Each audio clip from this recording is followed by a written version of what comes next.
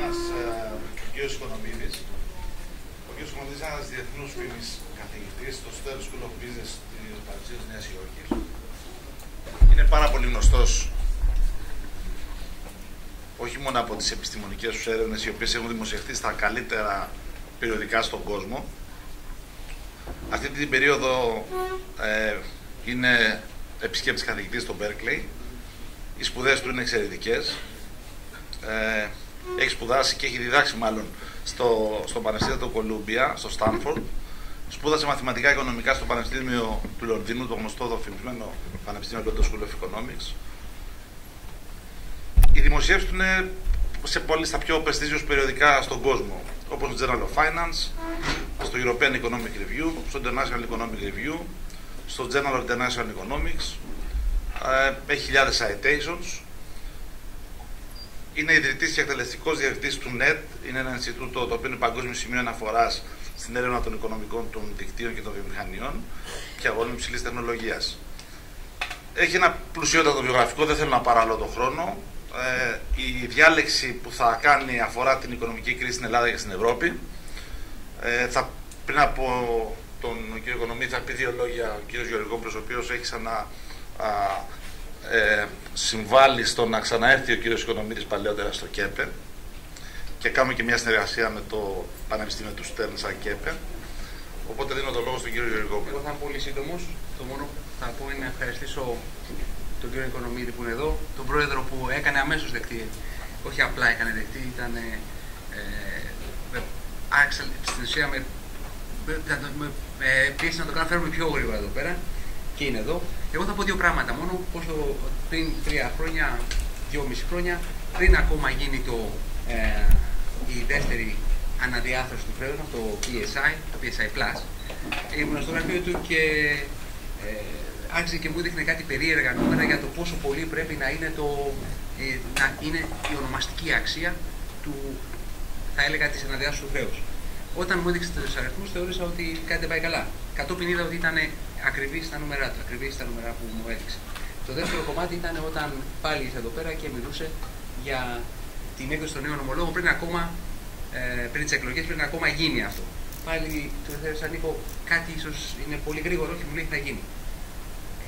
Δεν ξέρω αν είναι καλός στις προβλέψεις του, ξέρω όμως ότι είναι πολύ καλός στο να υπολογίζει και στην ποσοτική χρηματοοικονομική και όχι μόνο, και νομίζω ότι αυτό θα είναι προς καλό όρισμα να τον έχουμε εδώ ξανά και ξανά. Ευχαριστώ πάρα πολύ. Ευχαριστώ. Νίκο, θα με συγχωρέσετε να μιλήσω χωρίς σακάκι, εντάξει, λόγω των ειδικών συνθήκων. Θα μιλήσω στα ελληνικά, παρότι το presentation ή γενικά αυτά που βλέπετε στον υπολογιστή και στην οθόνη είναι στα αγγλικά. Θέλω να μιλήσω για την ελληνική οικονομική κρίση και γενικότερα την οικονομική κρίση της Ευρωπαϊκής Ένωσης. Εάν θέλαμε μία εικόνα του τι συμβαίνει, ουσιαστικά αυτή είναι η εικόνα. Ο κουμπαράς της Ελλάδας στέρεψε κάποτε και βρέθηκε σε αυτή την δεινή οικονομική κρίση. Αρχίζοντας από την Ευρωπαϊκή Ένωση, όπως όλοι ξέρουμε, η ιδέα της Ευρωπαϊκής Ένωσης ήταν να δημιουργηθεί μια κοινή ένωση για να σταματήσουν οι πόλεμοι, οι οποίοι επί εκατοντάδες χρόνια υπήρχαν στην Ευρώπη. Να γίνει πιο κοντινή, πιο καλή η συνεργασία μεταξύ των χωρών και να δημιουργηθεί ένας καινούριος πόλος έλξης επιχειρηματικής και οικονομικής ενάντια στις ΗΠΑ και στην Κίνα. Στην αρχή στις ΗΠΑ, τώρα πια και στην Κίνα. Άρχισε σαν τελωνειακή ένωση, μετά επιτράπηκε η ανταλλαγή και μεταφορά κεφαλαίων και εργατών. Μετά έγινε σε κάποιο βαθμό το coordination στα ελληνικά, συντονισμός, με συγχωρείτε, συντονισμός, ευχαριστώ. Από εδώ και πέρα εσείς. Λοιπόν, συντονισμός των νόμων, το οποίο δεν έχει τελειώσει αλλά προχωράει δημιουργήθηκε το Ευρωκοινοβούλιο, το οποίο έχει περιορισμένες αρμοδιότητες, αλλά με τον καιρό αυξάνουν, όπως οι τελευταίες εκλογές, οι οποίες δημιούργησαν για τη θέση του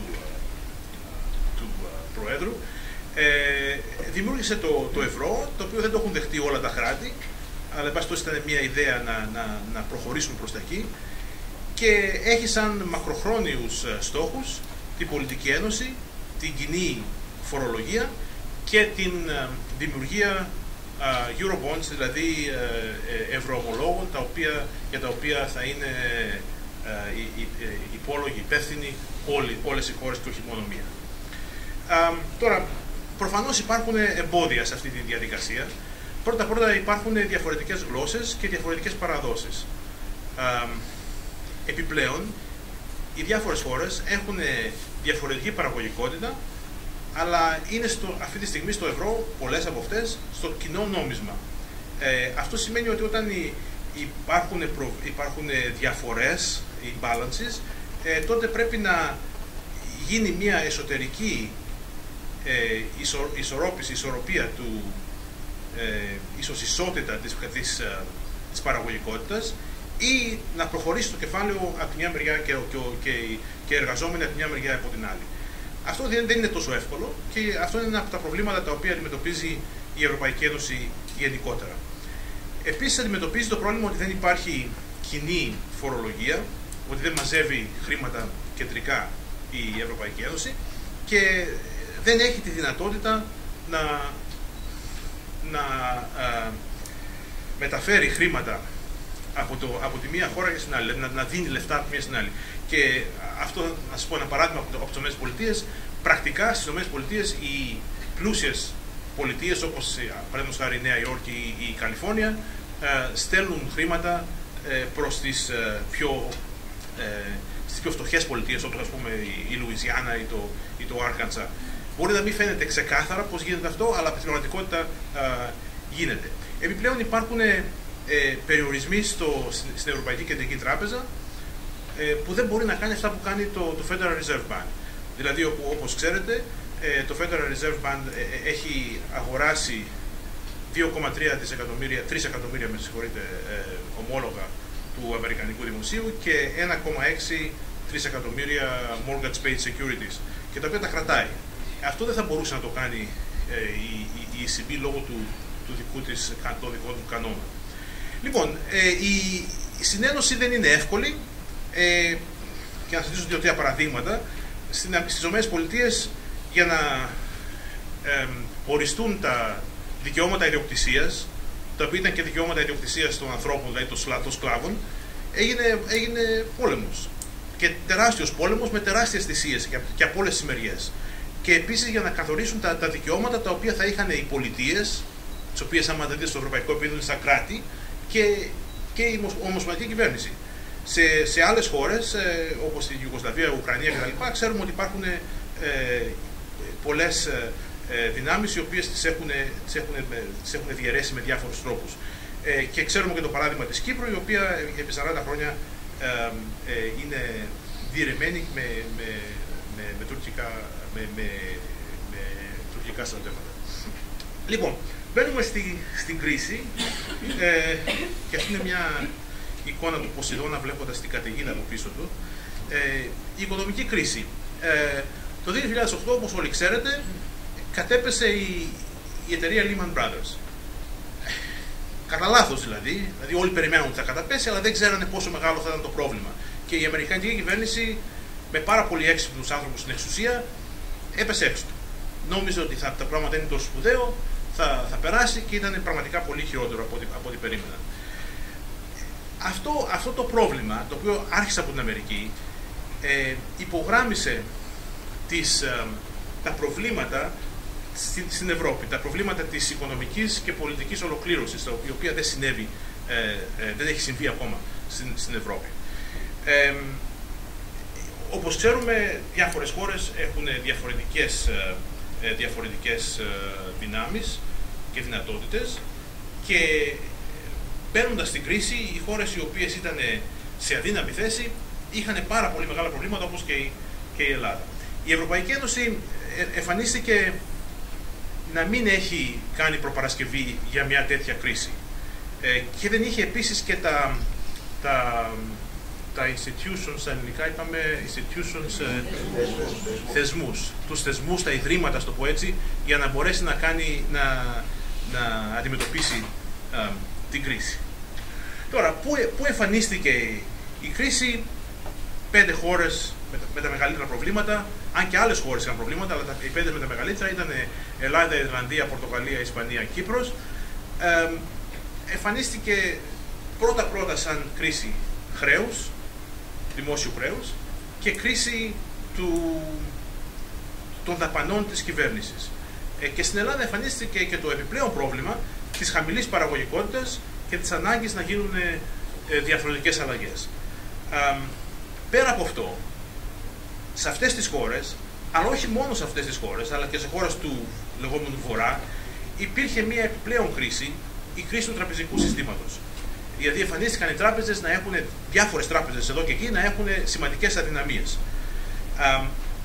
Και επειδή υπήρχε το ευρώ, χωρίς τη δυνατότητα να αλλάξουν οι ισοτιμίες, οι διαφορετικές δυνάμεις των διαφορετικών χωρών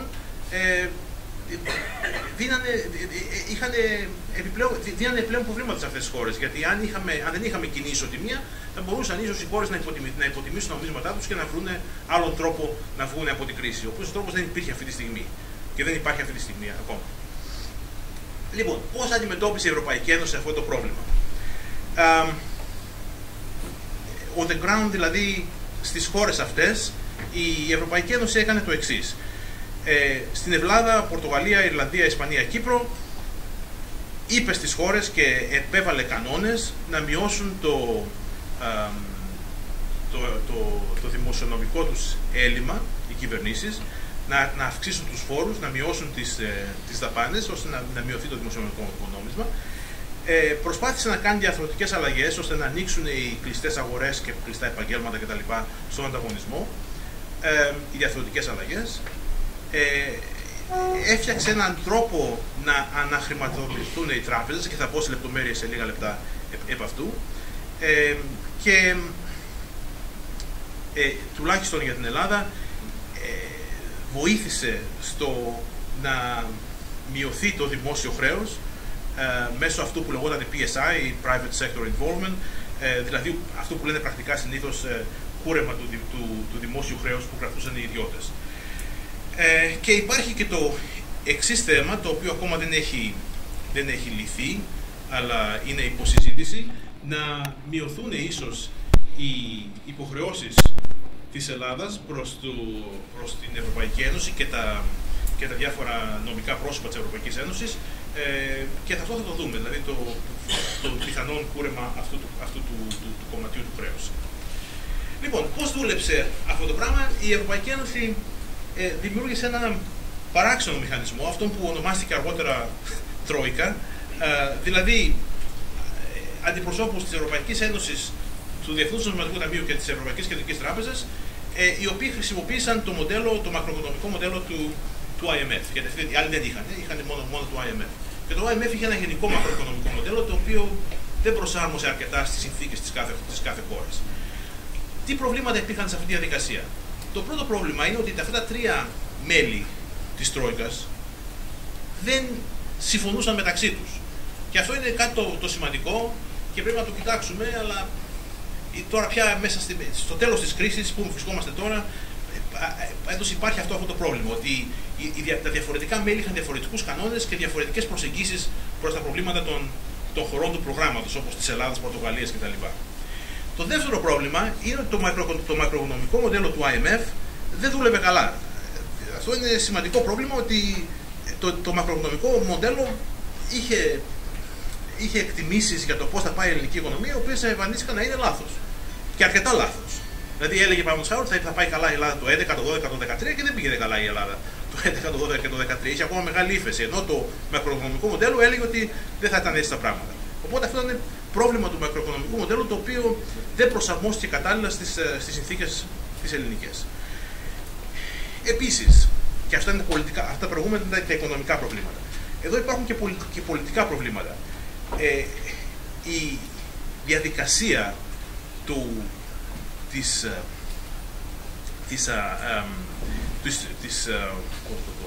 προγράμματος ήταν βασισμένη και αποφασισμένη σε πολιτικό επίπεδο. Οπότε πολλές φορές οι στόχοι δεν μπορούσαν να πραγματοποιηθούν. Και από τη στιγμή που τους γράψανε από εκείνη τη μέρα, ξέραν όλοι ότι δεν πρόκειται να πραγματοποιηθούν. Και αυτό είναι πρόβλημα. Αυτό είναι πρόβλημα της διαφοράς μεταξύ των οικονομικών στόχων που, σαν οικονομολόγοι, ξέρουμε ότι μπορούν να πραγματοποιηθούν και των στόχων τους οποίους οι πολιτικοί είπαν δεν πειράζει, θα τους γράψουμε και ας μην πραγματοποιηθούν. Αυτό είναι πρόβλημα. Μερικές φορές επίσης η Τρόικα ζήτησε πράγματα τα οποία δεν ζητιόνται από άλλες χώρες του OECD, του ΩΣΑ. Παραδείγματος χάρη, τα ταξί στη Νέα Υόρκη λειτουργούν παρόμοια με τα ταξί στην Ελλάδα. Δηλαδή έχουν περιορισμένο αριθμό αδειών. Λάθος, ναι, λάθος. Αλλά στη Νέα Υόρκη δεν βλέπω το OECD να πάει και να λέει για να ανοίξουμε την αγορά στα ταξί, ενώ στην Ελλάδα το λέει. Δεν λέω ότι είναι κακό. Απλώς λέω ότι δημιουργούνται στόχοι οι οποίοι πολλές φορές είναι πέρα από αυτό το οποίο είναι το εφικτό. Και πολλές φορές, αυτό είναι το τελευταίο σημείο, είναι παρόμοιο με το προηγούμενο, δεν υπήρχε κάποια ιεράρχηση των στόχων και να πούμε ότι σε ορισμένο χρονικό διάστημα αυτό μπορούμε να δημιουργήσουμε, αυτό πρέπει να προσπαθήσουμε και όχι όλα. Λοιπόν, αυτά έγιναν στο επίπεδο των χωρών. Στο επίπεδο όλης της Ευρωπαϊκής Ένωσης, η Ευρωπαϊκή Ένωση δημιούργησε τους μηχανισμούς διάσωσης, τα οποία ήταν διαφορετικοί μηχανισμοί. Έφτιαξε το EFSF, το EFSM και το ESM. Αυτοί ουσιαστικά δεν έχουν σημαντικές διαφορές αυτοί οι οργανισμοί, απλώς επειδή ερχόντουσαν οι διάφορες κρίσεις μία-μία, έφτιαξε διαφορετικούς μηχανισμούς η Ευρωπαϊκή Ένωση για να αντιμετωπίσει την κρίση. Αυτά τα προγράμματα δώσανε δάνεια σε πολύ χαμηλούς τόκους. Αυτή τη στιγμή η Ελλάδα έχει ένα μέσο τόκο από τα προγράμματα αυτά 1,82%, ο οποίος είναι πάρα πολύ χαμηλός. Να σας δείξω μια ιδέα του πώς πήγαν τα λεφτά των μηχανισμών διάσωσης. Πήγανε τα πιο πολλά στην Ελλάδα, και εδώ είναι πόσα πήγαν από το EFSF και πόσα πήγαν από το Greek Loan Facility, πόσα πήγαν στην Πορτογαλία, στην Ιρλανδία, στην Ισπανία, στην Κύπρο και πόσα χρησιμοποιήθηκαν και πόσο ήταν η πραγματική δυνατότητα των προγραμμάτων. Και αυτό έχει κάποια σημασία γιατί αυτά τα προγράμματα χρειάζεται να έχουν πολύ περισσότερα λεφτά από αυτά τα οποία δίνονται έξω για να μπορούν να έχουν καλό rating κτλ. Εν πάση περιπτώσει, βλέπετε ότι το πρόβλημα της Ελλάδας ήταν πολύ μεγαλύτερο από τα προβλήματα των άλλων χωρών. Δηλαδή τα λεφτά που πήρε η Ελλάδα ήταν πάρα πολύ περισσότερα από όσα πήρε η Πορτογαλία, η Ιρλανδία κτλ. Γιατί το πρόβλημα πραγματικά του χρέους της Ελλάδας ήταν πάρα πολύ μεγάλο. Τι άλλο έκανε η Ευρωπαϊκή Ένωση? Διάσωσε τράπεζες. Πώς? Δημιουργώντας ένα μηχανισμό, ο οποίος στην περίπτωση της Ελλάδος έδωσε χρήματα στο ελληνικό δημόσιο για να τα δώσει στις τράπεζες. Δηλαδή η αναχρηματοδότηση των ελληνικών τραπεζών έγινε μέσω χρημάτων τα οποία πήρε το ελληνικό κράτος από την Ευρωπαϊκή Ένωση και μετά τα έδωσε στις τράπεζες. Αυτό είναι προβληματικό το πώς έγινε, γιατί δημιουργεί μια ιδιαίτερη θέση στο ελληνικό κράτος. Ενώ θα μπορούσε η Ευρωπαϊκή Ένωση να δώσει τα λεφτά κατευθείαν στις τράπεζες και όχι μέσω του ελληνικού δημοσίου. Αυτό δημιούργησε και ένα πρόβλημα το οποίο είναι ένα από τα προβλήματα του προγράμματος και του διασώσεως, ότι η Ευρωπαϊκή Ένωση μπήκε σε αυτό το παιχνίδι χωρίς να έχει κανόνες. Και εμφανίστηκε η Ελλάδα πρώτη, με τεράστιο πρόβλημα, και είπαν θα κάνουμε αυτό για σας. Και μετά εμφανίστηκαν άλλοι, Πορτογαλία, Ιρλανδία κτλ. Και κάνανε κάτι διαφορετικό για αυτούς. Η Ισπανία κάτι διαφορετικό για αυτούς. Δηλαδή οι κανόνες ήταν ad hoc, αλλάζανε όπως προχωρούσε το παιχνίδι.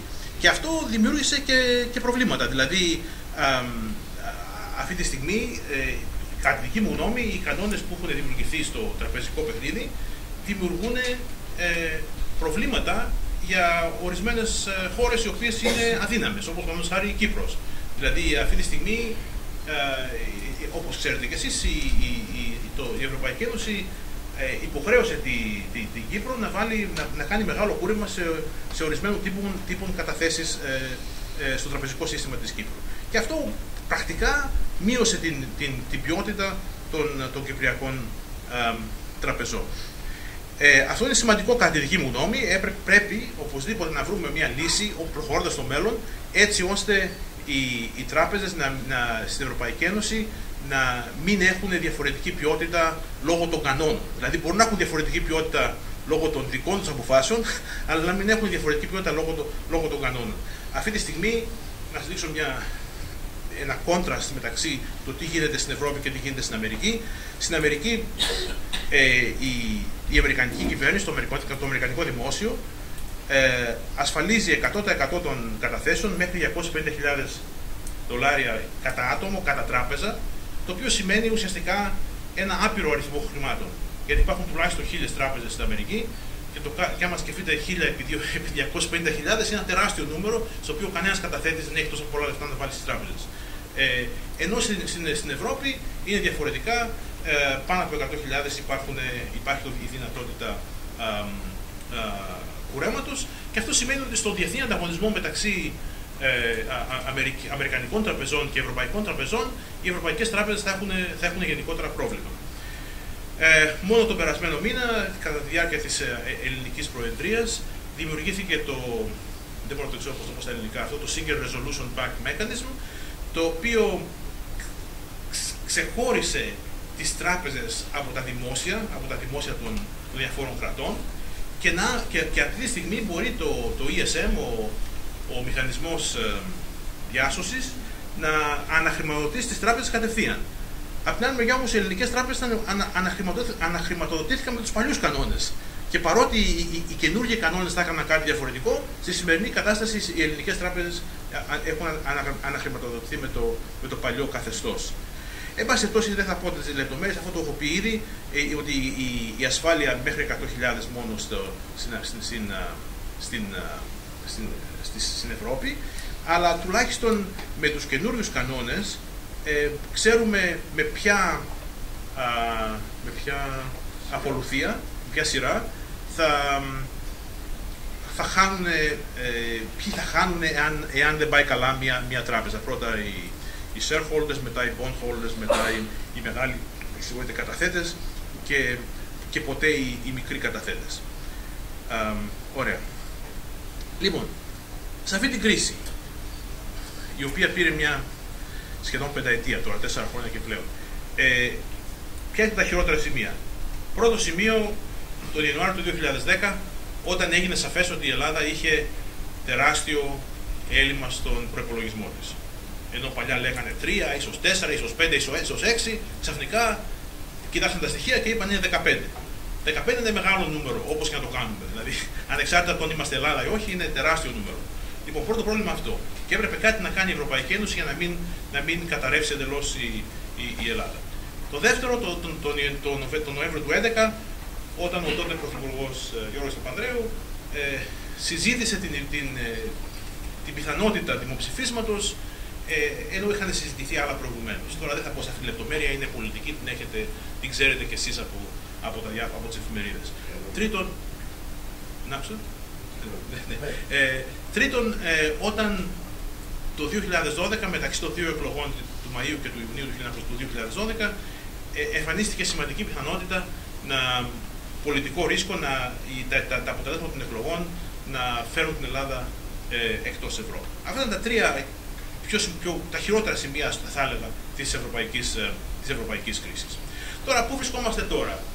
Ύστερα από τόσα χρόνια κρίσης, τα μεγάλα προβλήματα έχουν σε μεγάλο βαθμό περάσει. Δηλαδή, η Ιρλανδία έφυγε από το πρόγραμμα, η Πορτογαλία φεύγει και η Ελλάδα έχει κάνει αρκετά καλά βήματα. Συγκεκριμένα, έχει τώρα πρωτογενές πλεόνασμα, το οποίο, όπως ξέρετε, είναι πλεόνασμα αν δεν υπολογίσουμε τους στόχους στα δάνεια.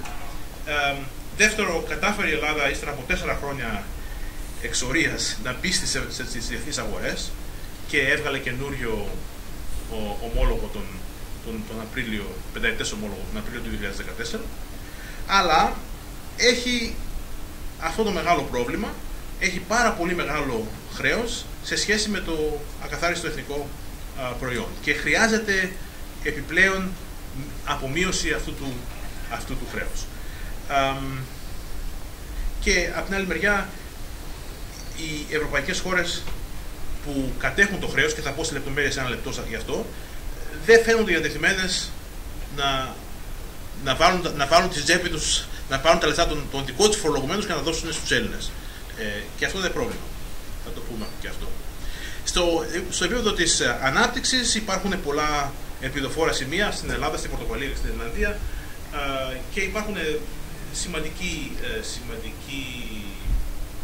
σημαντικά σημεία ότι η βαθιά ύφεση στην Ελλάδα και στην υπόλοιπη Νότια Ευρώπη έχει ουσιαστικά τελειώσει. Θα σας δείξω ένα, αυτό δεν το βλέπετε, αλλά αν το βλέπατε, θα βλέπατε ότι εδώ είναι η Ελλάδα. Αυτό είναι ένα διάγραμμα της, ανάπτυξης, της ιστορικής ανάπτυξης των διαφόρων χωρών, και δυστυχώς τελειώνει το 2011, γιατί δεν μπορούσα να βρω πιο καινούριο διάγραμμα από το Eurostat, αλλά λίγο πολύ βλέπετε ότι υπολογίζοντας τα 3 πρώτα χρόνια της ελληνικής ύφεσης, δηλαδή 9-10-11, βγαίνει σαν μέσος όρος ανάπτυξης για την Ελλάδα από το 2002 μέχρι το 2011 1,1%. Δηλαδή η Ελλάδα, παρά την κρίση, μέχρι το 2011 είχε ψηλότερο εισόδημα από ότι το 2002. Και αυτό ίσως έχει κάποια σημασία, γιατί το 2001, όπως ξέρετε, μπήκε η Ελλάδα στο ευρώ. Η ανεργία είναι μεγάλη, πάρα πολύ μεγάλη. Ιδού η ανεργία των χωρών του ευρώ, των χωρών όλης της Ευρωπαϊκής Ένωσης, οι Ηνωμένες Πολιτείες και η Ιαπωνία. Και βλέπετε ότι γενικά σε όλη την περιοχή της Ευρώπης η ανεργία και αυτό είναι μεγάλη. Η ανεργία σε διάφορες χώρες, αυτό είναι το 2013, τέλος του 2013, βλέπετε ότι η Ελλάδα έχει ανεργία περίπου 28%, 27,5%, και είναι η μεγαλύτερη ανεργία αυτή τη στιγμή στην Ευρώπη. Okay. Η ανεργία των νέων, αυτό είναι για όλη την Ευρώπη, και βλέπετε ότι η ανεργία για τους νέους σε όλη την Ευρώπη είναι και αυτή πάρα πολύ μεγάλη. Είναι 23-24%, το οποίο είναι μεγάλο νούμερο οπωσδήποτε. Οπότε τι χρειάζεται να κάνουμε, πού βρισκόμαστε και τι χρειάζεται να κάνουμε? Χρειάζεται οπωσδήποτε να αυξηθεί η ανάπτυξη στην Ευρώπη. Πώς θα γίνει αυτό? Διαφορετικές χώρες διαφωνούν, υπάρχουν διαφωνίες μεταξύ των ηγετών, αλλά τουλάχιστον στο επίπεδο της Ευρωπαϊκής Κεντρικής Τράπεζας υπάρχουν ενδείξεις ότι προχωράει προς μια πολιτική easing, στα ελληνικά easing, χαλαρότητας. Με συγχωρείτε, ευχαριστώ πολύ. Χαλαρότητας, το οποίο σημαίνει ότι θα υπάρχουν πιο πολλά χρήματα στην αγορά και το καθεξής. Χρειάζεται οπωσδήποτε επενδύσεις σε αυτές τις χώρες, στην Ελλάδα, στην Ισπανία, στην Πορτογαλία, για να μειωθεί η ανεργία. Η Ελλάδα ήταν η χειρότερη περίπτωση στην κρίση, αλλά είναι στη διαδικασία της ανάκαμψης. Κατάφερε να ξεπεράσει το τεράστιο έλλειμμα που είχε το 2009 και έκανε σε κάποιο βαθμό τις διαθροτικές αλλαγές. Οι διαθροτικές αλλαγές ήταν οι πιο πετυχημένες στον τομέα της εργασίας και πολύ λιγότερο πετυχημένες και καθυστερημένες σε άλλους τομείς. Έκανε το PSI, το κούρεμα των ομολόγων που κρατούσαν οι ιδιώτες, και χρειάζεται περαιτέρω μείωση στα ομόλογα που στις υποχρεώσεις προς την Ευρωπαϊκή Ένωση. Έκανε την έκδοση, και αυτό ίσως είναι την έκδοση του πενταετούς ομόλογου, και αυτό ίσως είναι η πιο σημαντική επιτυχία του ελληνικού κράτους, ότι ύστερα από 4 χρόνια κατάφερε να βγάλει ένα ομόλογο και να το βγάλει και με σχετικά μικρό κουπόνι, με σχετικά μικρό τόκο. Και σε αυτό να πω και κάτι παραπάνω, γιατί μερικοί λένε αφού μπορούμε και δανειζόμαστε με 2% από την Ευρωπαϊκή Ένωση, γιατί να δανειστούμε με 5%. Αλλά αυτό το δίλημμα δεν υπάρχει, γιατί τα λεφτά που παίρνει η Ελλάδα από την Ευρωπαϊκή Ένωση είναι περιορισμένα. Δεν μπορεί να πάει να πάρει ό,τι νούμερο θέλει, ό,τι ποσό θέλει από την Ευρωπαϊκή Ένωση. Οπότε πρέπει να σκεφτείτε ότι παίρνουμε αυτά τα λεφτά με 2%, αλλά πραγματικά χρειαζόμαστε πιο πολλά. Και αν πραγματικά έχουμε projects τα οποία μπορούν να έχουν μια απόδοση πάνω από 5%, είναι πολύ, πολύ λογικό να μπορούμε να πάμε στην αγορά και να πάρουμε 5%. Τι πρέπει να γίνει τώρα? Ίσως αυτό είναι το πιο σημαντικό σημείο της ομιλίας. Πρώτα, χρειάζεται να προχωρήσουν οι λεγόμενες διαρθρωτικές αλλαγές, οι οποίες έχουν πάει σιγά σιγά. Να ανοίξουν τα κλειστά επαγγέλματα, να ανοίξει ο ανταγωνισμός στα πανεπιστήμια, δηλαδή να έχουμε ιδιωτικά πανεπιστήμια. Ίσως είναι η μόνη χώρα του κόσμου που δεν έχει ιδιωτικά πανεπιστήμια. Αυτό το λέω και σαν πανεπιστημιακός και κάποτε το έψαξα. Να γίνουν πιο απλές οι διαδικασίες για την δημιουργία και τη λειτουργία επιχειρήσεων στην Ελλάδα, να μειωθούν οι φόροι των επιχειρήσεων και γενικότερα οι φόροι, αλλά να γίνουν και γενικότερα να μειωθούν οι φόροι. Και γι' αυτό θα χρειαστεί, είναι πάρα πολύ σημαντικό, να αλλάξει ο τρόπος με τον οποίο μαζεύονται τα χρήματα, το κράτος. Δηλαδή έχουμε μεγάλη διαφθορά σε αυτό, πρέπει οπωσδήποτε να βρεθεί τρόπος να μειωθεί η διαφθορά στη φορολογία. Να μπορούν οι φορολογούμενοι να αισθάνονται καλά ότι πληρώνουν και οι άλλοι, πληρώνουν όλοι και όχι μόνο αυτοί. Και σε αυτό χρειάζεται οπωσδήποτε η αλλαγή του συστήματος της φορολόγησης, και επιπλέον χρειάζεται να υπάρχουν δικαστήρια τα οποία να βγάζουν αποφάσεις στα γρήγορα. Όταν λέμε στα γρήγορα, ας πούμε, να δώσουμε 6 μήνες. Όχι να περιμένουμε 10 χρόνια για μια δικαστική απόφαση. Δηλαδή είναι παράλογο αυτό το πράγμα, δεν γίνεται πουθενά στην Ευρώπη. Και κατά τη δική μου γνώμη θα ήταν χρήσιμο για τις καινούριες επιχειρήσεις που θέλουμε να δημιουργηθούν, και εκεί πρέπει να γίνει η ανάπτυξη, να τους δώσουμε μια περίοδο στην οποία να μην πληρώνουν φόρο. Δηλαδή να τους πούμε τα πρώτα 5 χρόνια, αν φτιάξει καινούργια επιχείρηση, δεν θα πληρώνεις φόρο, μετά θα πληρώνεις. Έτσι ώστε να δημιουργηθούν κίνητρα να φτιαχτούν καινούργιες επιχειρήσεις. Τώρα, μπαίνοντας στο θέμα του χρέους. Ιδού το χρέος, το ελληνικό χρέος. Το ελληνικό χρέος είναι περίπου 322 δισεκατομμύρια ευρώ και είναι 71 δισεκατομμύρια που κατέχουν οι ιδιώτες και 250 που κατέχουν που είναι προς τις ευρωπαϊκές χώρες ή το μηχανισμό στήριξης κτλ. Ή την Ευρωπαϊκή Κεντρική Τράπεζα. Να σας το δείξω κάπως αναλυτικά. Υπάρχει χρέος το οποίο, να πάμε έτσι, που είναι βραχυχρόνιο, λιγότερα από 3 χρόνια. Αυτό δεν είναι πολύ μεγάλο και το ιδιωτικό το διακρατούν συνήθως ελληνικές τράπεζες, αλλά όχι μόνο, αλλά το επίσημο, ας το πω έτσι, είναι το χρέος προς το Διεθνές Νομισματικό Ταμείο, περίπου 28 δισεκατομμύρια ευρώ.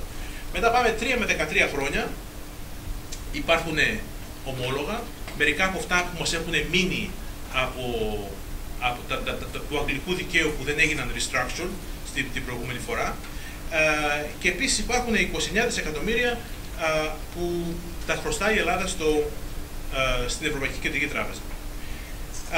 Στο μέσο είναι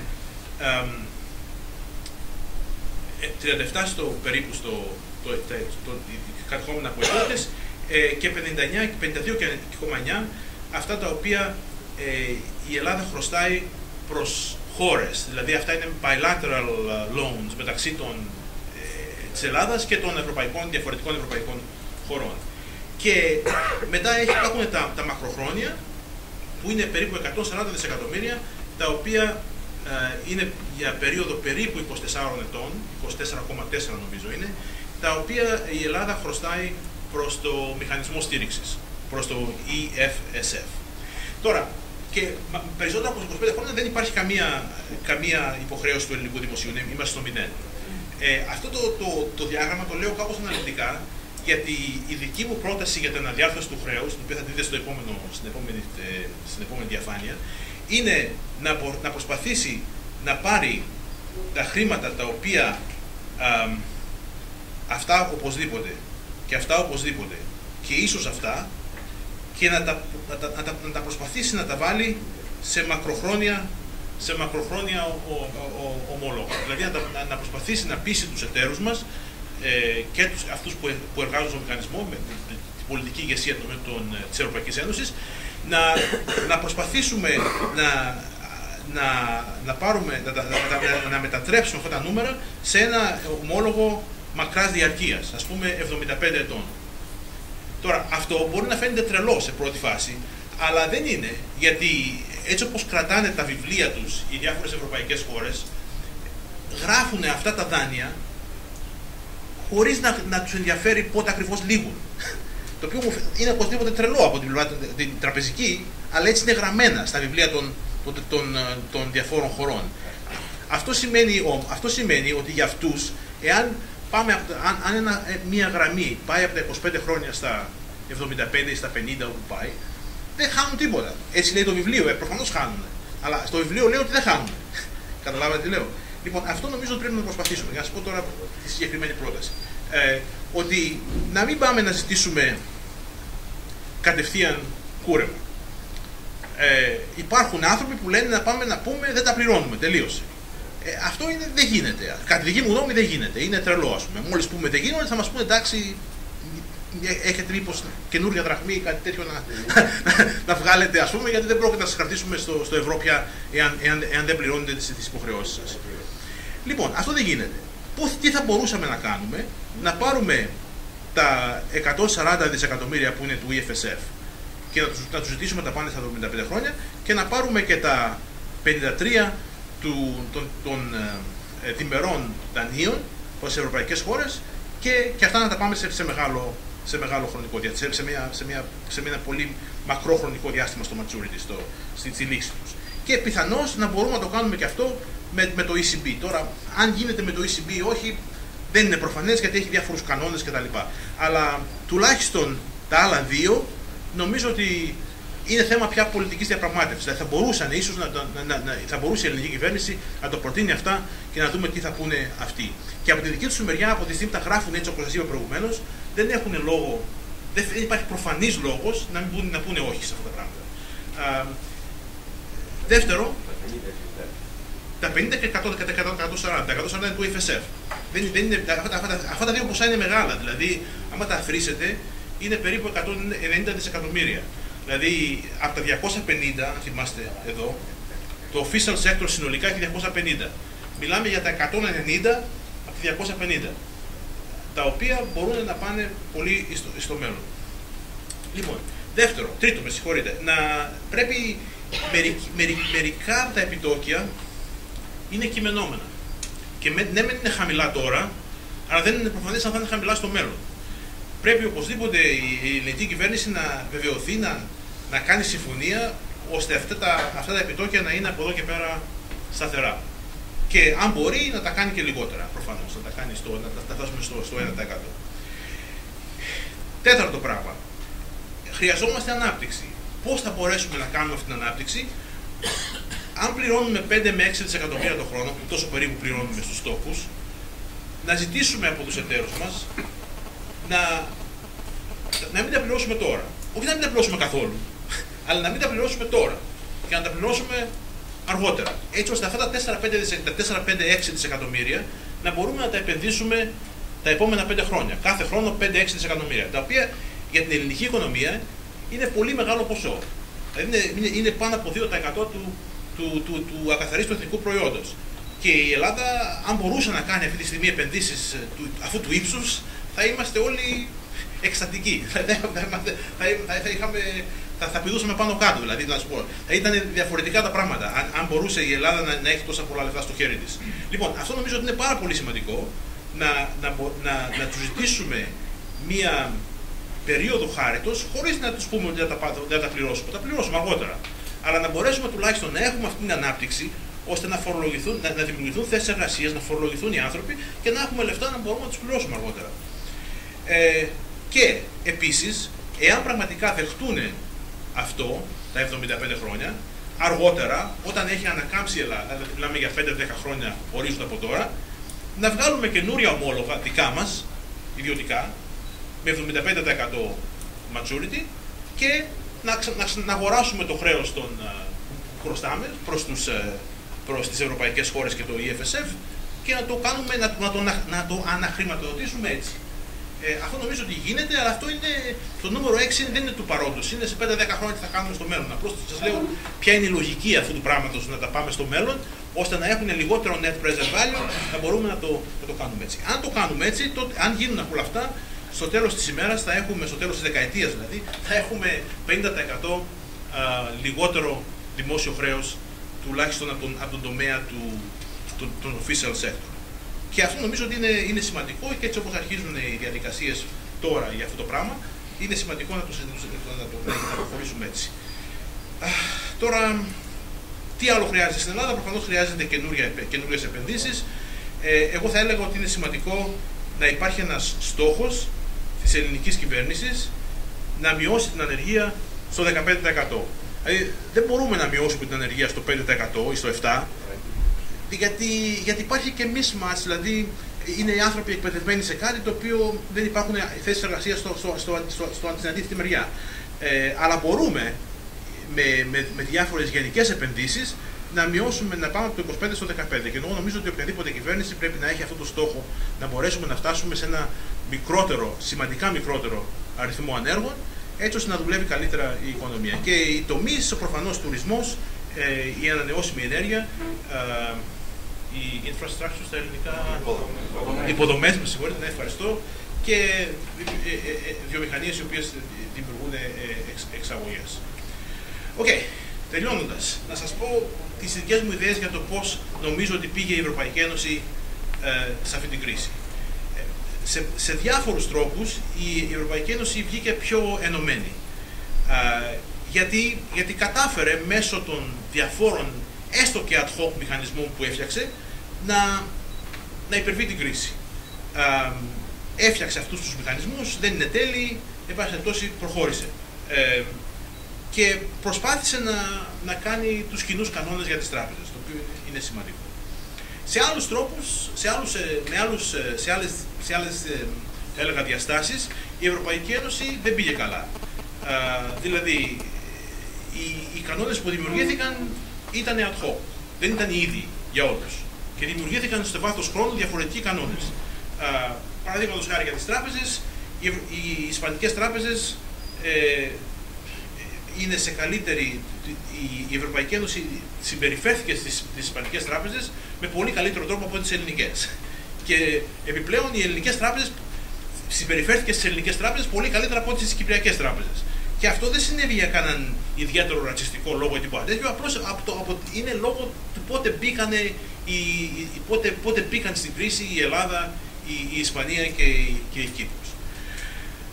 Γενικά, εγώ θα έλεγα ότι η Ευρωπαϊκή Ένωση βγήκε πιο δυνατή από την κρίση, αλλά χρειάζεται να φτιάξει μηχανισμούς και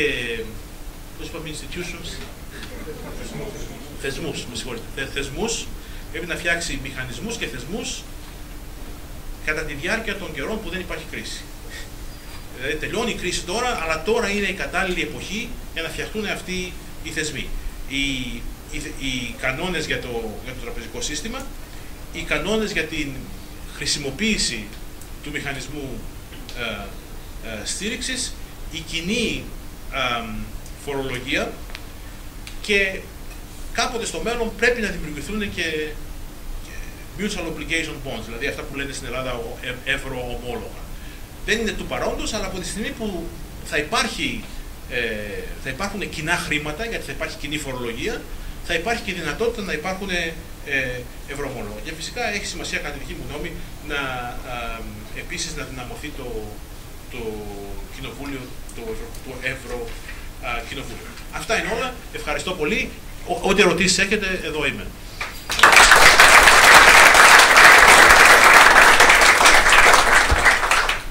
Ευχαριστούμε πάρα πολύ, κύριε Κομωδή, για την εξαιρετική και ολοκληρωμένη παρουσίαση. Οι ιδιαίτερες προτάσεις σας ήταν πάρα πολύ συγκεκριμένες. Θα πάρουμε κάποιες ερωτήσεις, γιατί πραγματικά είναι πολύ σημαντικά αυτά τα οποία βάλατε. Το όνομά σας αν θέλετε και πέστε.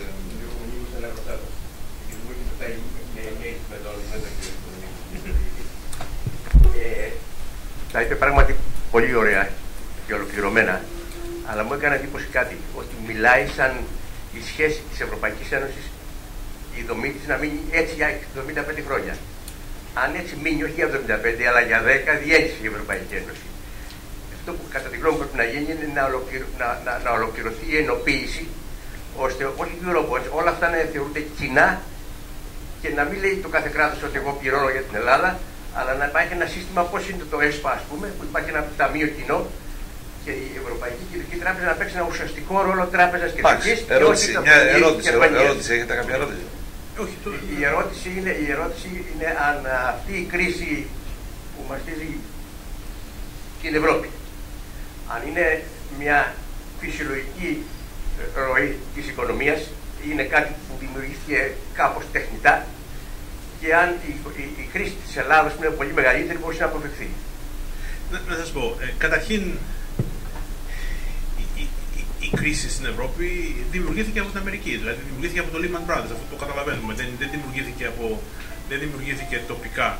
Αλλά το γεγονός ότι έχουμε κρίσεις δεν είναι παράλογο, ούτε είναι κάτι το οποίο νομίζουμε ότι δεν πρέπει να συμβαίνει. Σαν οικονομολόγοι το ξέρουμε όλοι ότι υπάρχουν μέσα στο σύστημα που δουλεύουμε, υπάρχει η πιθανότητα από καιρούς καιρών να έχουμε κρίσεις. Δηλαδή, άρα πρέπει να είμαστε έτοιμοι να τις αντιμετωπίσουμε.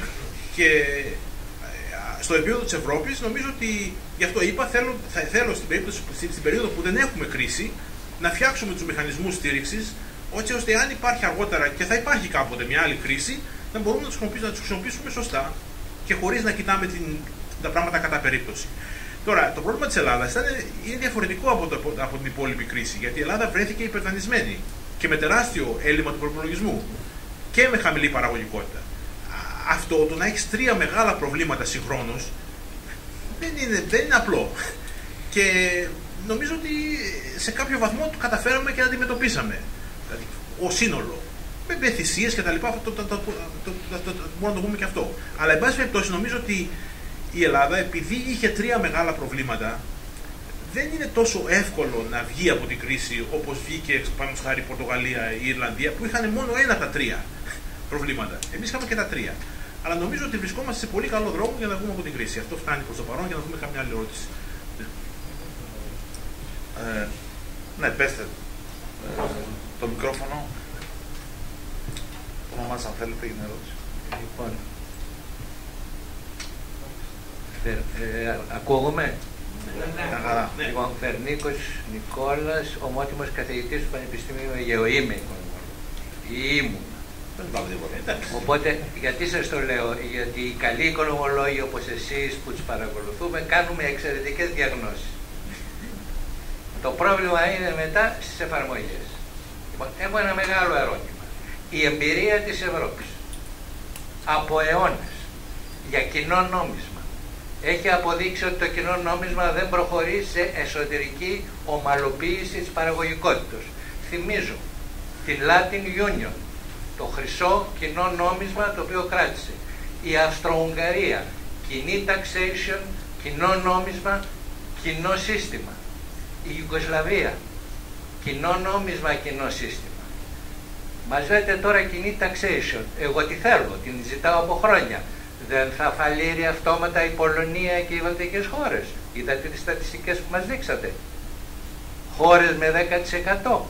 Με χώρες με ανταγωνισμό, οι οποίες κρατιούνται, ετοιμάζονται να μπουν μέσα στο ευρωπαϊκό, στο ευρώ, γιατί είναι υποχρεωμένες, αλλά δεν έχουν και αυτές παραγωγικότητα καλώς εχόντων των πραγμάτων. Και κλείνω το θέμα. Όντως, όπως είπατε πολύ σωστά, η Ελλάδα δεν έχει παραγωγικότητα.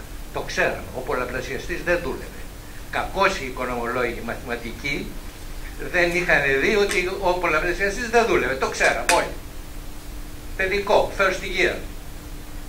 Λοιπόν, είναι ορισμένα προβλήματα τα οποία τα έχουμε. Δηλαδή, είναι εφικτά ορισμένα πράγματα όταν αυτή τη στιγμή ξέρουμε ότι δεν έχει μελετηθεί το πώς ένα κοινό νόμισμα ομαλοποιεί. Μας εξηγήσατε ότι στις ΗΠΑ γίνονται τρανσφέρα από πολιτεία σε πολιτεία.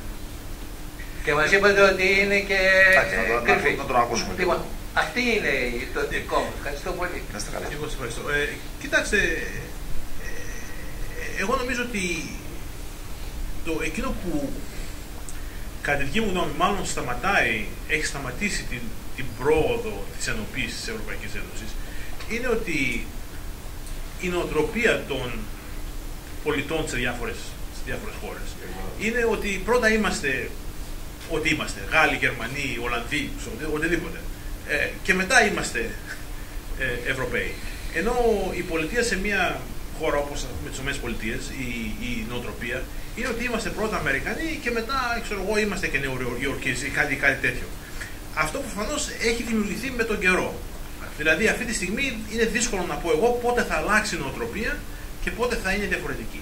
Αλλά νομίζω ότι αρχίζοντας μια κοινή φορολογία θα είναι πολύ χρήσιμο, γιατί θα δημιουργήσει τα χρήματα τα οποία θα μπορούσαν να μεταφέρονται από χώρα σε χώρα, από τις πλούσιες προς τις φτωχές για ορισμένους λόγους. Και όταν λέω για τις φτωχές, μην νομίζω ότι θα πάνε στην Ελλάδα. Η Ελλάδα δεν είναι φτωχή χώρα στην Ευρωπαϊκή Ένωση. Δηλαδή, μην το βλέπετε ότι να πάρουμε τα λεφτά εμείς. Μιλάμε για τις πραγματικά φτωχές χώρες της Ευρωπαϊκής Ένωσης, οι οποίες είναι άλλες, δεν είναι η Ελλάδα. Αλλά εάν υπάρχει κοινή φορολογία, θα υπάρχει δυνατότητα να κυκλοφορήσουν και αυτά τα χρήματα. Τώρα, όσον αφορά την προηγούμενη ερώτησή σας για το ευρώ, είναι δύσκολη ερώτηση, την οποία δεν μπορούμε να τη συζητήσουμε νομίζω σε αυτό το πλαίσιο που βρισκόμαστε σήμερα. Είναι ίσως ένα θέμα μιας άλλης διάλεξης. Εγώ νομίζω ότι το ευρώ μπορεί να πάει καλά και να επιβιώσει, αλλά ανεξάρτητα εάν μπορεί να πάει καλά και να επιβιώσει για τις μεγάλες χώρες, νομίζω ότι για τη δική μας τη μικρή χώρα έχει τεράστια σημασία να βρισκόμαστε μέσα στο ευρώ. Αν δηλαδή οι άλλοι έχουν ευρώ, είναι σημαντικό για μας να είμαστε και εμείς μέσα στο ευρώ, να είμαστε στο κέντρο της Ευρώπης για διάφορους λόγους πέρα από τους οικονομικούς. Δηλαδή, εμείς έχουμε εθνικούς λόγους. Εάν είμαστε έξω από το ευρώ, αν πάμε στη νέα δραχμή, όχι μόνο που θα έχουμε όλα αυτά τα τεράστια προβλήματα τα οικονομικά, τα οποία δεν τα είπαμε τώρα, αλλά θα τα ξέρουμε όλοι, θα έχουμε υπερπληθωρισμό, θα πέσουν οι τράπεζες, το ένα άλλο, θα έχουμε τεράστια προβλήματα, αλλά θα είμαστε μια επαρχία της Τουρκίας. Ουσιαστικά εδώ πέρα το μεγάλα κράτη της περιοχής μας δεν είμαστε εμείς, είναι η Τουρκία. Εάν δηλαδή δεν είμαστε στην Ευρωπαϊκή Ένωση, στο κέντρο της Ευρωπαϊκής Ένωσης, θα είμαστε ένα κρατήδιο της περιοχής, της Μέσης Ανατολής. Θα είμαστε σε τελώς διαφορετική κατάσταση από ό,τι νομίζουμε ότι είμαστε σήμερα. Εν πάση περιπτώσει, νομίζω ότι πήγα πολύ παραπάνω από την ερώτησή σας να πάω στην εξαιρετική απάντηση όμως, οπότε ναι. Το όνομά σας παρακαλώ. Σταύρος Γαβρόγλου. Δεν το σηκώσατε. Για να δεν το κατεβάσετε. Όχι, Ευχαριστώ πολύ για την ωραία σας διάλεξη. Δεν σας ακούω καλά. Ναι, ευχαριστώ όλοι για την ωραία σας διάλεξη και αισθάνομαι και κάποια νοσταλγία μάλιστα για το NYU και το Columbia όπου έχετε θητεύσει και συχνάσαι και εγώ κάποια εποχή. Έχω όμως κάποιες απορίες σχετικά. Η μία έχει να κάνει με τα αίτια της δεινής θέσης στην οποία βρέθηκε η Ελλάδα όταν ξέσπασε η κρίση. Και αυτό το ρωτάω, ποια νομίζετε είναι τα βασικότερα, γιατί αναφέρεται για τα labor market reform, για τις μεταρρυθμίσεις στην αγορά εργασίας που έχουν συντελεστεί και ότι ήταν επιτυχημένες. Αναρωτιέμαι όμως με ποιο κριτήριο το λέτε αυτό. Δηλαδή, επιτυχημένες με την έννοια ότι ποιο αποτέλεσμα θετικό φέρανε, ας πούμε, στην παραγωγικότητα, μειώθηκε κάτι. Το ένα ερώτημα έχει να κάνει με αυτό. Το δεύτερο έχει να κάνει με την παραγωγικότητα αυτή καθ' αυτή που λέτε, ότι ένα βασικό πρόβλημα της Ελλάδας είναι η χαμηλή παραγωγικότητα. Συμφωνώ, αλλά το 2001 το πρόβλημα παραγωγικότητας της Ελλάδας ήταν πολύ πιο μεγάλο από ό,τι ήταν το 2010. Δηλαδή η Ελλάδα έτσι κι αλλιώς είχε πολύ χαμηλή παραγωγικότητα όταν μπήκε στο ευρώ και έκτοτε μέχρι το 2010 την αύξανε την παραγωγικότητα της πολύ γρήγορα. Άρα το πρόβλημα μπορεί να έχει να κάνει με το χαμηλό σημείο κίνησης, αλλά με ρυθμούς αύξησης παραγωγικότητας αύξανε πολύ. Και μετά το 2010, ως προς τη αισιοδοξία μας για το μέλλον, δεν υπάρχει κάποια αύξηση της παραγωγικότητας μετά από όλες αυτές τις μεταρρυθμίσεις που έχουν συντελεστεί. Έχει μείνει στάσιμη στα επίπεδα του 2009-2010. Και αναρωτιέμαι πότε και πώς, εάν με αυτές τις μεταρρυθμίσεις δεν έχει πάρει μπρος, έστω για παραγωγικότητα, πότε θα πάρει. Και το τρίτο, για να μην μακρηγορήσω, είναι ένα διπλό ερώτημα. Ως προς τη διαφορά. Το τρίτο, ας μην ρωτήσω για το χρέος, πώς μπορεί να διαπραγματευτεί. Διπλό ερώτημα, να κερδίσετε χρόνο. Έχει να κάνει με την, αν νομίζετε ότι η Ευρώπη πράγματι έχει βγει πιο ενωμένη, εν ώψη μάλιστα των τελευταίων ευρωεκλογών, που δείχνει μάλλον το αντίθετο. Δείχνει μια μεγάλη, φυγόκεντρες δυνάμεις να έχουν αυξηθεί στην Ευρώπη, η διάθεση για αλληλεγγύη μεταξύ των λαών μάλλον να έχει μειωθεί παρά να αυξηθεί, δεν ξέρω. Να προσπαθήσω να απαντήσω στις ερωτήσεις σας. Εγώ δεν θα κάνω πολιτικές αναλύσεις, ας πούμε. Εγώ νομίζω ότι όταν μιλάω για η Ευρώπη να είναι πιο ενωμένη, μιλάω για τους θεσμούς της Ευρώπης, για το πώς λειτουργεί η Ευρώπη, πώς λειτουργούν οι θεσμοί. Το αν οι ψηφοφόροι τους αρέσει ή δεν τους αρέσει, αυτό τι να σας πω, δεν είναι τόσο πολιτικό μου θέμα. Δεν μου φαίνεται παράξενο ότι οι ψηφοφόροι σε μια περίοδο κρίσης ψηφίσουν εναντίον των θεσμών. Καθόλου παράξενο δεν μου φαίνεται. Αυτό συμβαίνει παντού. Δεν συμβαίνει μόνο στην Ευρώπη, συμβαίνει σε όλα τα μέρη του κόσμου. Αλλά, εν πάση περιπτώσει, νομίζω ότι οι θεσμοί σε κάποιο βαθμό λειτουργήσαν στην Ελλάδα, στην Ευρώπη. Έστω και αν λειτουργούσαν στις 3 το πρωί. Δηλαδή, βλέπουμε τις συσκέψεις της Κάνες, στις 3 το πρωί λέει συμφωνήσαμε. Αυτό δεν είναι το optimum πράγμα, έτσι, δεν είναι το πιο καλό. Αλλά, εν πάση περιπτώσει, καταφέραν και συμφωνήσανε. Αλλά εκείνο που θέλω να πω είναι ότι φτιάξανε κάποιους θεσμούς, φτιάξανε το ESM. Προσπαθούν να έχουν μια κοινή πολιτική. Τώρα, είναι σε τέλεια κατάσταση, όχι, δεν είναι. Αναγκαστήκαν και φτιάξαν, αλλά θα μπορούσαν να είχαν αναγκαστεί και να μην φτιάχνανε και να διέλυε το οικοδόμημα. Ναι. Τώρα, το άλλο θέμα της παραγωγικότητας, εγώ εκείνο που θέλω να πω, δεν θέλω να πω μεγάλες κουβέντες, γιατί δεν ήταν το κύριο σημείο της ομιλίας. Απλώς θέλω να πω ότι από τις δομικές αλλαγές που προσπάθησε να φτιάξουν οι κυβερνήσεις των τελευταίων ετών, εκείνη που πραγματικά φαίνεται να έγινε είναι στην αγορά εργασίας, όπου η αγορά εργασίας απελευθερώθηκε σε μεγάλο βαθμό. Εάν έχει αποτελέσματα άμεσα στην παραγωγικότητα ή όχι, δεν θα μπω σε αυτό το θέμα, γιατί δεν είναι κύριο θέμα της ομιλίας. Αλλά εκείνο που θέλω να πω είναι ότι σε άλλες τομείς δεν έγιναν αυτές οι διαθροτικές αλλαγές ή καθυστέρησαν καταπληκτικά. Και αυτό είναι ίσως το πιο σημαντικό που προχωρώντας, ας πούμε, να πούμε ότι νομίζουμε, εγώ τουλάχιστον νομίζω, ότι ανεξάρτητα από το αν έχουμε τρόικα ή όχι και αν έχουμε μνημόνιο ή όχι, το οποίο είμαι σχεδόν βέβαιος ότι δεν θα έχουμε από εδώ και πέρα, είναι για το δικό μας καλό, για το καλό της ελληνικής οικονομίας, να γίνουν αυτές οι διαθροτικές αλλαγές. Έστω και αν δεν έχουμε τον μπαμπούλα απέναντί μας, να μας λέει πρέπει να τις κάνεις. Φοβάμαι ότι κάποτε ίσως να αρχίσουν να λένε και πού είναι η τρόικα, άμα δεν έχουμε τρόικα. Να μας πει και εμάς, να μας πιέζει να κάνουμε το σωστό.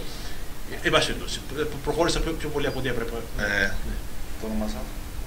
Γιάννης από την ήθελα να σας ρωτήσω το εξής.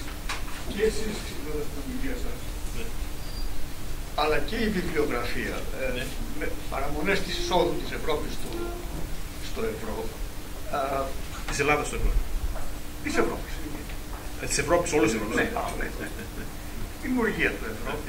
Αναφερόντουσαν σε ένα conflict, σε μια σύγκρουση μεταξύ δολαρίου και ευρώ.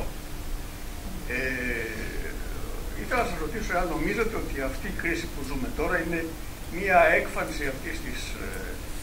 αυτής της σύγκρουσης ευρώ-δολαρίου. Ευχαριστώ. Δεν ξέρω τι να σας πω γι' αυτό, δηλαδή καταλαβαίνω 100% την ερώτηση. Όταν λέτε σύγκρουση μεταξύ ευρώ και δολαρίου σαν αποθεματικό νόμισμα, εννοείται, ή σαν τι? Πρώτα απ' όλα το λέω εγώ. Το είπαν μια σειρά από έγκριτοι αμερικάνοι καθηγητές, συνάδελφοί σας, οι οποίοι ισχυρίστηκαν ότι θα επιφέρει κάποιο conflict. Και εσείς ξεκινώντας την ομιλία σας μιλήσατε για κάποιο countering, ότι ότι είναι έναντι το ευρώ του δολαρίου. Εντάξει, καταλαβαίνω την ερώτηση. Είναι μια αντιπαλότητα. Ναι. Εγώ νομίζω ότι οι Ευρωπαίοι πάντα σκεφτόντουσαν τις δεκαετίες του 50, 60, 70, 80 ότι εμείς έχουμε δυνατότητες που δεν έχουν οι Αμερικανοί, είμαστε καλύτεροι από τους Αμερικανούς, αλλά κατά κάποιο τρόπο δεν έχουμε το δικό μας πόλο συσπήρωσης για να μπορούμε να αντιμετωπίσουμε τους Αμερικανούς. Και εκεί σε κάποιο βαθμό, κάπως έτσι δημιουργήθηκε η ιδέα του κοινού νομίσματος. Όλοι ξέρανε ότι υπάρχει πρόβλημα, ότι δεν έχουμε flexibility, ότι αν μια χώρα δεν πάει καλά στην παραγωγικότητα, τι θα κάνει, ας πούμε, θα βρεθεί σε δύσκολη θέση. Αυτό είναι προφανές, το ξέρανε από την πρώτη στιγμή. Γιατί είναι κάτι που διδάσκουμε στα οικονομικά στο πρώτο μάθημα, ας πούμε. Όλοι το ξέρουν. Αλλά πάλι είπαν ότι αξίζει τον κόπο λόγω του ότι θα δημιουργηθεί ένας πόλος έλξης, θα δημιουργηθούν κεφάλαια σε αυτό και ίσως και με τον καιρό να γίνει και αποθεματικό νόμισμα. Και αυτή τη στιγμή ξέρουμε ότι σε μεγάλο βαθμό έχει γίνει και αποθεματικό νόμισμα, το οποίο σε κάποιο βαθμό είναι και αποτέλεσμα της αδυναμίας του δολαρίου γενικά και της σημερινής πολιτικής της αμερικανικής κυβέρνησης τα τελευταία 3 χρόνια να κρατάει τους τόκους στο 0. Δηλαδή έχουμε κατά εντελώς τρελό τρόπο ένα σύστημα στο οποίο οι κυβερνήσεις κρατάνε τον τόκο, οι κυβερνήσεις αμερικανικές κρατάνε τον τόκο στο 0. Οπότε όταν ο τόκος ο αμερικανικός είναι 0, και προφανώς το νόμισμα είναι αδύναμο. Προχωράμε.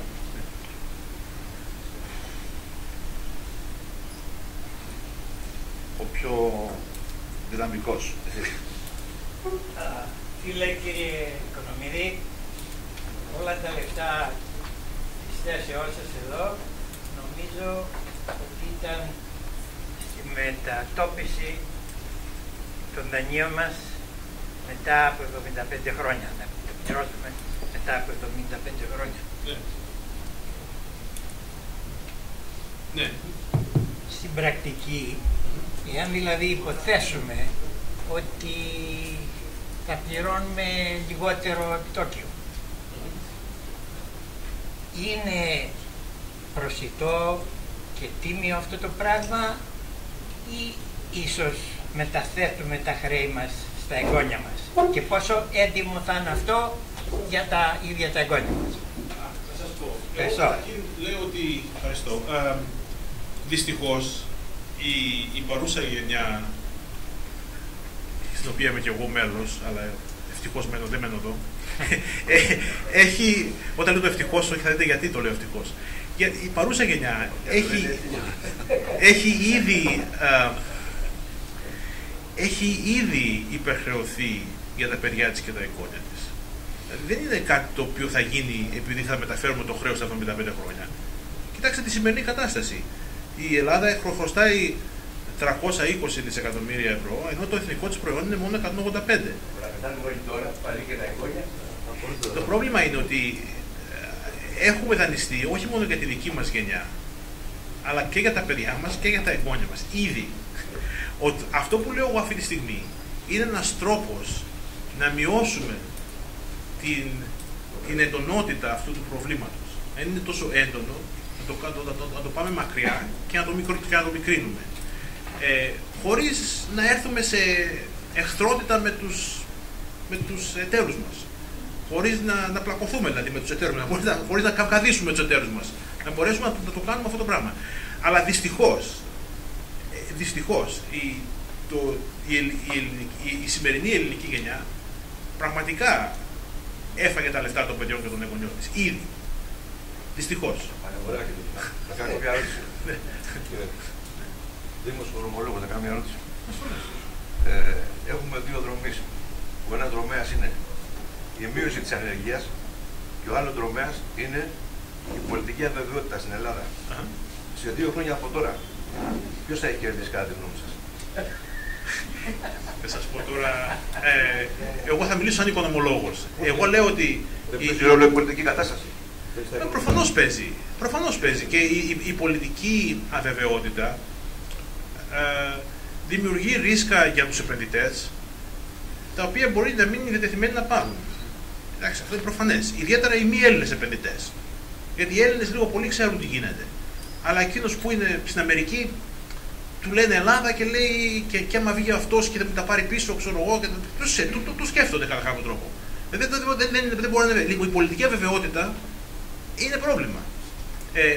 Και είναι σημαντικό να υπάρχει και σταθερότητα. Και η δική μου γνώμη είναι ότι είναι σημαντικό να υπάρχει σταθερότητα ανεξάρτητα από το ποιο κόμμα είναι στην εξουσία. Δηλαδή, εκείνο που συνέβη παραδείγματος στην Πορτογαλία, όπου τα διάφορα κόμματα συμφωνήσανε στους όρους της σταθερότητας, στους όρους του μνημονίου, ας το πω έτσι. Αυτό δυστυχώς δεν συνέβη στην Ελλάδα και μου φαίνεται απίθανο να συμβεί στη δική μου τη ζωή. Εντάξει, όσο ζω εγώ, δηλαδή τα επόμενα 50 χρόνια δεν πιστεύω να συμβεί. Μου φαίνεται απίθανο. Αλλά με την πολιτική αστάθεια, θέλω να το πω αλλιώς, με το πολιτικό ρίσκο, δυστυχώς πρέπει να ζήσουμε. Ναι, αλλά εμείς στην αρχή σε 2 χρόνια θα γίνει όμως. Θα γίνει τι? Σας έδωσα αυτό το ερώτημα. Ναι. Σε 2 χρόνια από τώρα. Πού να ξέρω εγώ. Εντάξει. Δηλαδή δεν είναι άλογο να ρίξουμε τα λεφτά μας κάτω. Δεν μπορώ να σας πω 100% πώς θα πάει. Δεν το ξέρω. Τελευταία ερώτηση. Πέστε μας. Ακούγεστε. Γιώργος Αλεξάκης ονομάζομαι και το ερώτημά μου είναι, εφόσον αναφερόμαστε σχεδόν κατά αποκλειστικότητα στη δημοσιονομική διάσταση της οικονομικής κρίσης, μήπως θα έπρεπε να αναρωτηθούμε και για τον ιδιωτικό υπερδανισμό που σε ορισμένες χώρες όπως είναι η Ιρλανδία είναι τεράστιος, αλλά και στην Ελλάδα που λέμε ότι είναι συγκριτικά χαμηλότερος, είναι επίσης πολύ μεγάλος και επιβαρύνει το τραπεζικό σύστημα με τα μη εξυπηρετούμενα δάνεια. Αυτό δεν δημιουργεί σε μεσοπρόθεσμη διάσταση μια πίεση προς το τραπεζικό σύστημα που ενδεχομένως να φιλοδοτήσει μια νέα διάσταση της κρίσης? Μάλιστα. Καταλαβαίνω την ερώτησή σας. Δεν νομίζω ότι αυτή τη στιγμή τα νοικοκυριά είναι υπερχρεωμένα στην Ελλάδα. Και τα μη εξυπηρετούμενα δάνεια είναι συνήθως επιχειρησιακά δάνεια και όχι των νοικοκυριών. Δηλαδή, νομίζω ότι η κατάσταση είναι διαφορετική εδώ από ότι στην Ιρλανδία και στην Ισπανία. Πάντως, γενικά, βγαίνοντας από την κρίση, προφανώς υπάρχει θέμα μη εξυπηρετωμένων δανείων. Αλλά από την άλλη μεριά, η Ελλάδα ήταν τυχερή ότι τα χρήματα του μηχανισμού χρηματοπιστωτικής σταθερότητας ήταν πιο πολλά από ό,τι χρειαζόντουσαν οι τράπεζες. Και αυτή τη στιγμή οι τράπεζες έχουν επάρκεια κεφαλαίων που φαίνεται πολύ μεγάλη με τα διεθνή στάνταρτς. Οπότε ακόμα και αν υπάρχουν επισφαλή δάνεια τα οποία δεν έχουν καταχωρηθεί σωστά, ας το πω έτσι, νομίζω ότι οι ελληνικές τράπεζες βρίσκονται σε καλή κατάσταση. Εκείνο που θα πρέπει όμως να συμβεί, και ίσως δεν πρέπει να το πω στην ομιλία, ας το πω τώρα όμως, είναι ότι αυτά τα χρήματα τα οποία πήρε το ελληνικό δημόσιο για τις ελληνικές τράπεζες πρέπει με τον καιρό να γίνουν υποχρεώσεις των τραπεζών και όχι του ελληνικού δημοσίου. Δηλαδή αυτό δεν χρειάζεται να το κάνουμε από μια μέρα στην άλλη, αλλά σε ένα βάθος δεκαετίας πρέπει αυτά τα χρήματα να είναι πραγματικά υποχρεώσεις των τραπεζών, γιατί αυτοί τα έχουν. Αυτοί έχουν αυτά τα λεφτά. Και όχι το ελληνικό δημόσιο, και όχι οι Έλληνες πολίτες. Ευχαριστώ.